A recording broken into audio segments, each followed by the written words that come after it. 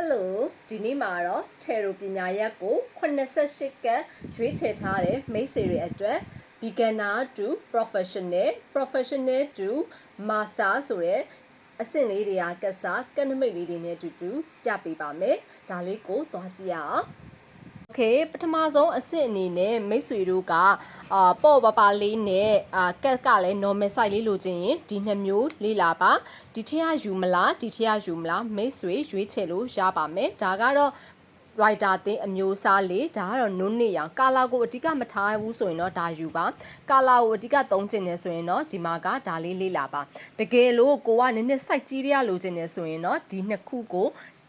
တစ်မျိုးရွေးချယ်ပါဒါကတော့လုံးဝကိုကနမိတ်အပြည့်မြင်ရတယ်ဒါကတော့စာသားပါတဲ့ဟာလိုချင်ရင်ဒါကိုလေ့လာပါဒါကတော့ညီတို့ beginner to professional ဘက်ကိုသွားတဲ့ client တွေအတွက်ကိုပြောပြပေးတာပဲဖြစ်ပါတယ်နောက်တစ်ခုကကြတော့ beginner to ညီတို့ master အထိကိုသွားကျင်တဲ့သူတွေဆိုရင်တော့ဒီမှာကနောက်ထပ်တစ်မျိုးလေးရှိပါမယ်ဒီမှာက angel message ဒီမှာကနမိတ်ကဒါလေးတွေဖြစ်ပါမယ်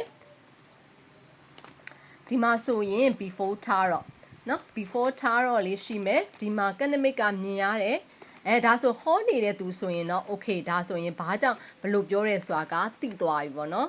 ဒါဆိုရင် after tarot လေးပါနော်ဒါဆိုရင်လုံးဝမြင်နေကြနေနည်းနည်းလေးကွဲထွက်သွားတယ်နောက်တစ်ခုဒီမှာ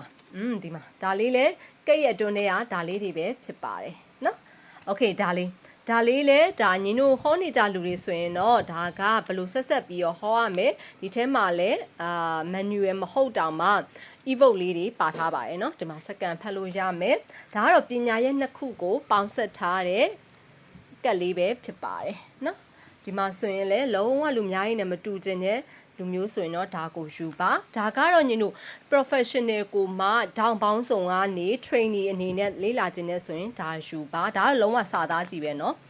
ဒီမှာဒါလေးတွေရှိပါမယ်ဒါကတော့ညီတို့beginner to professional လည်းအဆင်ပြေတယ်ဒီမှာကစာသားပါမယ်ဒါလေးတွေပါပါမယ်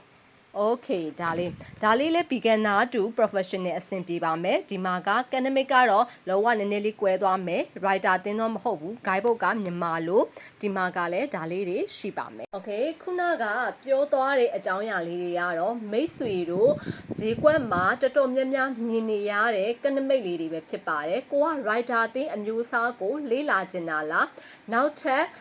ဒီစစ်စရာကောင်းတဲ့ကလေးအယုတ်လေးတွေလားဒါမှမဟုတ်ရင်လည်း professional ဆန်ဆန်ဘက်ကိုသွားမှာလားဒါကတော့နောက်ပိုင်းမှာရွေးချယ်ပါမိတ်ဆွေတို့အနေနဲ့ဒါလေးတွေကိုရကျင်နေဆိုရင်တော့ by phone နံပါတ်0925455456ကိုသာဆက်သွယ်ပေးပါ